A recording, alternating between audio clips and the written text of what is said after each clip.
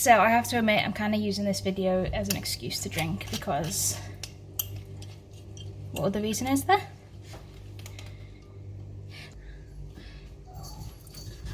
Hello, so you may notice the slight change of location. I have moved house. I am currently no longer in Liverpool. If you follow me on social media, you'll know I'm now in Newcastle. Okay, so please excuse the fact that I am completely red in the face right now, but it is rather hot. So today's video, I know you've missed me, is I'm going to basically talk about the Black Widow movie and how Marvel have basically fucked themselves up even more than before. So just a little bit of context, I have got a master's and a bachelor's in film studies with a specialism in gender studies and feminist film theory. I absolutely cannot watch a movie without thinking about the feminist undertones. My friends completely hate it, but I'm sorry, this is who I am. So when I watched Black Widow, I was kind of expecting it to be a little bit better than, you know, the first Avengers, the way they portrayed Black Widow. I assumed they'd be better, considering WandaVision tried. WandaVision was I could make a whole different video on WandaVision. I have literally just written a little article for a media magazine about feminism in WandaVision. So if you did want me to do a video on that, I totally can. I could probably talk for days on WandaVision. But Black Widow is the most recent film I've seen and the one that is kind of sticking out in my mind. So for me, I only started watching Marvel actually last year during the pandemic, thanks to my best mate Eddie, who introduced me to the MCU last year. I spent the whole of the first lockdown basically binging all of the series, all of the movies, all of the comics, and I absolutely fell in love. The franchise as a whole has always kind of been one that I can just watch without thinking about the study behind it. But when I watched the latest Black Widow, I feel like I kind of have to say something. So I'm speaking here on my first viewing. I've only seen the film once, and that was 3 days ago. So aside from the obvious booty shots that littered the whole film, despite it being a female director, they still chose to use those classic Black Widow booty shots. Now, I don't know why. I don't know if they did this knowingly as a kind of nod to the fact that they know they did wrong. If you look up any kind of feminist film text from, you know, the last 10 years, they'll always talk about Black Widow, and especially that opening scene from the Avengers. They'll always talk about how Natalie is portrayed as this skinny, big boobed, big bum, zipper all the way undone, in a leather catsuit, and we've got those classic booty shots of her arse. We don't need to see her arse. Her arse gains nothing to the narrative. Now, did they do that on purpose in the Black Widow movie? Did they put them in as like a nod to the fact that we don't need them? It was like she was walking down the street in jeans and we still had that classic close-up of her bum. Is that a knowingness? Personally, even if it was knowing, I think they should have left it out. I think that was the absolute wrong choice. They should have played on it more. The way they played on the whole pose, that was good. That was a good little nod to the fact that she has been this like icon of looks. She was the token female, the fact that men have something to look at. It's the idea of men want to be with her, women want to be her. That's a classic idea of the female superhero that Marvel played upon within those earlier films. Now, for this one, I really expected them to change it around. I expected them to lift her up in a way that she was a normal person. She is more than just a sex symbol, and I really wanted them to do more with that. However, for me, including those booty shots, those close-up of her arse, that male gaze, it did nothing but accentuate the fact that Marvel have been doing that for the past 10 years with her, and She is so much more than that, and they really didn't need to be in there. It was deliberate. That's the key thing I want to mention here, is those shots of her bum were absolutely deliberate. There was none of any other character. They did absolutely nothing for the narrative. They did not progress the story in any way. They were purposefully chosen to accentuate her arse, and I think as a nod to the fact that the early films chose to do that as well. So actually what I want to focus on is the masculinity in crisis scenario. This is where I'm going to get a little bit psychoanalytical, and I am speaking in regards to a theory rather than fact. So I want to stress that this is all theory based. This is all feminist theory, masculinity theory, Freudian theory, rather than anything set. So the father, Red Guardian, now the presumed backstory was that he is a super soldier, the Russian equivalent of Captain America. He's brave, he's strong, he's, you know, that big macho man. Then for some reason he's in prison, we don't know why. I'm sure if you've read the comics there's a backstory. However, for the film there is no context. All we know is that he is a super soldier who ended up in prison, and he's kind of like the big macho man of the prison. We're seen with him doing arm wrestles, and this big hunky guy comes up, tries to do it, he fails, and he starts crying because he fails, subverting that idea of the masculinity. So already within the opening scene, the whole picture is around this idea of masculinity and what it means to be a man.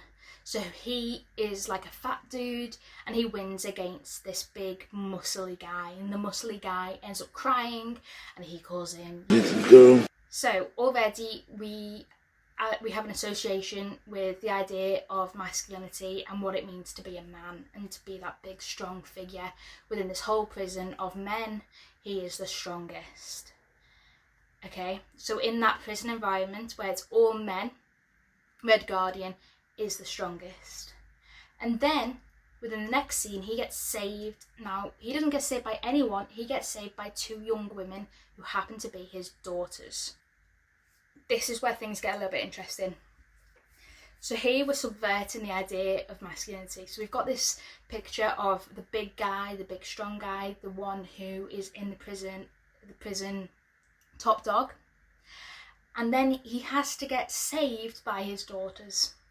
Now his daughters give him a direct instruction. They tell him how it's supposed to be, how the plan is. This is what you do and we will get you out safely. However, he tries to show off, and he diverts from the plan by beating up some of the guards, basically just to show that he can. You made a scene, didn't you? So what happens then? Basically the whole prison riots, it ends up in an avalanche, everyone dies, and it's a big, big tension filled moment. But if we think about it, that tension filled moment, that whole scene that happens there, that whole 10 minutes of drama was caused because he didn't want to follow the girl's instructions. He wanted to do his own thing. He didn't want his own agency to be passed on to a woman. So he showed off, he beat up the guards, and that led to that. Okay, fair enough. We can kind of, bit of comedy, that's fine. We can see that within the narrative as comedic. And then when they're out of prison, they go back to their family home. And suddenly he doesn't fit into the Red Guardian outfit that he once did. Now, this is kind of a scene I want to stress upon. It's basically a metaphor. Him trying to fit into that costume. He's struggling. We've got a few little clips of him struggling. The whole cinema was laughing because that is a funny moment. But if we think deeper into it, that is kind of a metaphor for the masculinity in crisis. So, within the context of the film, we've got two strong women. So specifically, it's about Black Widow, her sister, and their mother. Now, these three women, they are amazing. They are powerful. Although, yes, they have been corrupted by a man, within themselves, the three of them are perfectly within their own mind at that moment in time. They are agents of their own narrative within this film. regardless of the context, that's what this film is saying. Now, because they are three powerful women, the man within the situation is currently redundant. He was a superhero, but he's no longer needed because now we have fourth wave feminism. Now we have Natalie's, we have Yelena's, we have Belina's, we have these strong women, and we no longer need the man. That is the masculinity in crisis. So he can't fit into his costume. It takes him 5 minutes or so, and we hear him screaming, trying to fit it on. Now, what I found funny was the fact that even though he's in the bathroom struggling to put it on, he comes out perfectly and it fits fine. So for the rest of the film, he is in this Red Guardian costume. Now, this is a symbol of power. This is a symbol of his masculinity. We think of superheroes. We think of Captain America. Remember, he's the Russian equivalent of Captain America. So he's this big, strong guy, superhero. He is the ideal of the man in this situation. Melina, this is the last time that we... Damn it. He literally has nothing to do with the narrative from there on out. We see him wanting to help, we see him trying to help, but he doesn't really know how to help. He is now completely redundant. He was this big figure, he was the hero. If this were a film made 15 years ago, he would have been the one to save the day. But now, we don't need him. We don't need that man. We can do it ourselves as women. So the three women, they do it, they fix it, they save the day. Whereas the man is stuck, he can't do anything. He is there literally for the comedic effect. I thought I was being brave. You don't have earpiece. Females were once that tokenism of sex symbol. As I said, the first Avengers, Natalie was there literally just to, for girls to want to go. So the idea of placing this man within the women shows that this film isn't just for girls. We have guys in it too. Guys can be superheroes, but we no longer need them. Within this idea is that men are no longer needed. We've got women now, and it's not just one woman. It's three of the women. It's the two daughters and the mother, and the father is the one who is not needed anymore. Because as much as the camera focuses on Natasha's arse, it focuses on his... I'm so proud of you girls. And the fact that he is trying his best. He wants to reach out to his family. He even cries at one point. He is breaking down in front of his daughter because he wants to do what is best. He can't reach them because they are above him now and he is below, and he does not know what to do. Because we can have single women, we can have single mothers now, we can have women growing up on their own, we don't need the man. And that is what this film is really about to me. And I want to stress that that's what this is saying to me. And I could be the first of many scholars to go off and say this, or I could be the only one, but that is what it's saying to me. I think this is important to think about, to notice, to say, whoa, I know what you're doing there. Because the MCU has been about men for so long. It has been about highlighting men and masculinity and real men and what it means to be a man. The fact that if a man is defeated by a woman, they say, oh, you just got defeated by a girl. Hello, girl, kick your ass. And that's from Falcon Winter Soldier 2021, and they're still saying sentences like, whoa, you just got beat by a girl. Like, we are not on the same level in the media in 2021. And that is what this film is saying. That is what Black Widow is saying. They're saying, yeah, girls can be just as good. So what does that mean for men, You're no longer needed. We, as a society, for some reason, we can't just be equal. For the life of me, I don't understand. I do not understand. Yelena could have been a boy. Throughout the whole film, Yelena could have been a boy. And the film would have been completely the same. And what that would have shown was that girls and boys were on the same level, that women are just as good as men. But no, they made it to be women are this all-powerful, this token feminism, this idea that we can strive, we can work together, and we can be just as good as the Hulk. We can have our own movies just like Iron Man. You know, we can come together like the Avengers as women. To me, I feel like it tried, and I think it is amazing for a film that little girls are going to go and see. I love it. I am so proud of the fact that this big franchise is finally accepting women to be just as good as the men. And that's amazing to me. I'm so happy. But we can't ignore the fact that there are these little undertones. And I think they know what they're doing. I think it's important to know that just because something looks like it on the surface doesn't actually mean that's what it is underneath.